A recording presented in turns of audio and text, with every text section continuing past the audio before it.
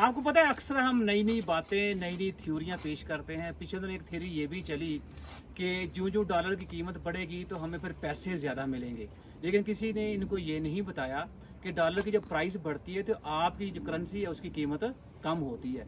मतलब ओवरऑल ये कि आपका जो रुपया है जो गिरता जाएगा उसकी जो परचेजिंग पावर है वो डाउन होती जाएगी। लेकिन हमने चूंकि इस तरह की थियरियाँ वो पॉलिटिक्स बेस के ऊपर पेश करनी होती हैं ताकि हमारी थोड़ी सी पॉपुलैरिटी हो जाए और हमें थोड़ा सा ज़रा जो पार्टी के अंदर हमारे लोग वाह शावा कर दें।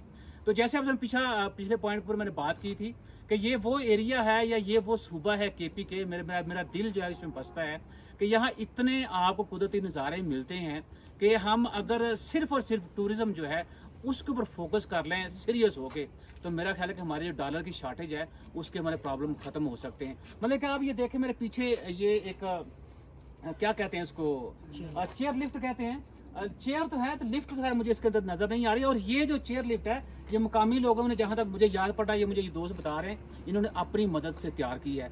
और ये शांगल का पॉइंट है यखतंगे, नाम थोड़ा मैं दोस्त से पूछे, यखतंगे शांगल का पॉइंट है। और आप मेरे कैमरा में अगर आपको दिखा सकें वो देखिए कहाँ तक मतलब के 2 पॉइंट्स को वो इन्होंने जोड़ा हुआ है। और ये तकरीबन 10,000 मीटर्स की बुलंदी के ऊपर ये मुकाम खड़ा हुआ है। तो मेरा कहने का मकसद ये है कि गवर्नमेंट के वैसे तो बड़े अनप्रोडक्टिव अखराजात हैं, प्रोटोकॉल्स, गाड़ियों में गार्ड्स के आदमी, असला और पेट्रोल, पता नहीं क्या चीज़ें। तो अगर वो उन गैर जरूरी अखराजात को कम करके ये जो बड़े पोटेंशियल पॉइंट्स हैं यहाँ पे वो पैसा खर्च करें, तो मैं समझ सकता हूँ कि जहाँ पे लोगों के पास पैसा ना, 2 तरीके हमारे पास होते हैं कि हम इन टूरिस्ट पॉइंट्स को जो है वो उजागर कर सकते हैं। एक तो सरकार जो उसको आगे बढ़ना चाहिए, तो इन सारे टूरिस्ट पॉइंट को सरकार को इन्वेस्टमेंट करनी चाहिए।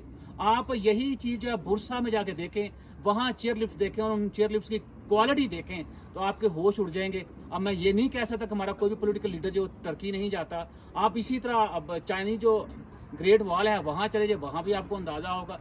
ये जाते हैं, तस्वीरें ही बनाते हैं। बुरसा भी हमारे कई पॉलिटिशियंस गए होंगे और उन चेयर लिफ्ट के ऊपर उन्होंने सफ़र भी किया होगा। मुझे समझ नहीं आती कि ये जब लाहौर या इस्लामाबाद एयरपोर्ट को उतरते हैं तो वो सारी चीज़ें जो उन्होंने बाहर देखी होती हैं उसको उधर क्यों छोड़ आते हैं। तो गवर्नमेंट यहाँ पे आके इन्वेस्टमेंट कर सकती है, गवर्नमेंट यहाँ से डॉलर कमा सकती है। और आप तब तो खुद कह रहे हैं कि जो डॉलर जो है उसकी प्राइस में इजाफा होगा तो आपके पास पैसा ज़्यादा आएगा। तो भाई मेरे, आप पैसा क्यों नहीं कमाते?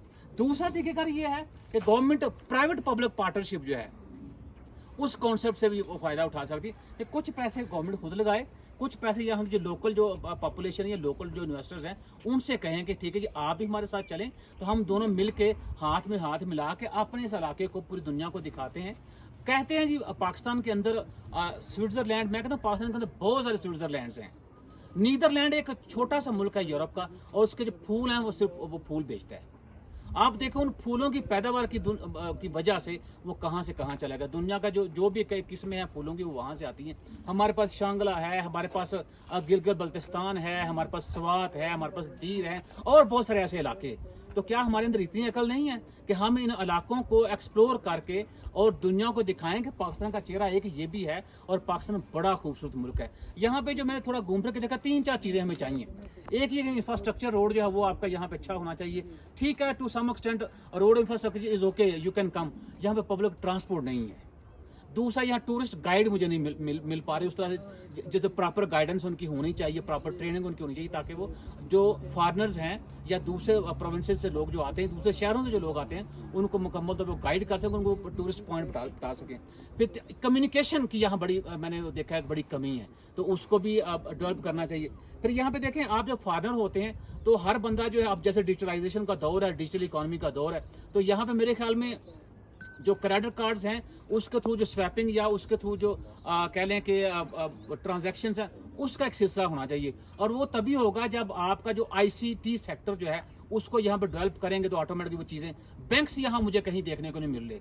तो ये 3-4 चीज़ें हैं, अगर गवर्नमेंट यही कर ले, और बैंक्स जो हैं, बैंक भी एक बहुत अच्छा सोर्स है कि वो भी यहाँ पे आके टूरिज्म के अंदर इन्वेस्टमेंट करते हैं, बजाय कि बैंक को फ़ोन करे, आएँ जी हम आपको लीज पे घर देते हैं, आएँ जी हम आपको लीज पे गाड़ी देते हैं, आएँ जी हम आपको लीज पे फॉर्चूनर देते हैं, आएँ जी हम आपको लीज पे मोबाइल देते हैं, आएँ जी हम लीज पे को फलां।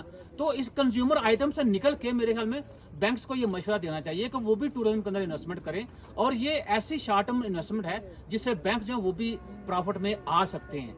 तो ये बड़ी आसान सी छोटी छोटी बातें हैं, इसके ऊपर मेरा नहीं ख्याल कोई बड़ा एजेंडा आपको बनाने की जरूरत है। सिर्फ थोड़ी सी जो जरूरत है, जो मैं समझ रहा हूँ, वो आपकी विल की जरूरत है, या हम अपने साथ, अपने मुल्क के साथ, अपनी इस कौम के साथ कितना सिंसियर हैं और कितना इसको डेवलप करना चाहते हैं, ये सारा आपके ऊपर डिपेंड करता है। खुदा हाफिज़।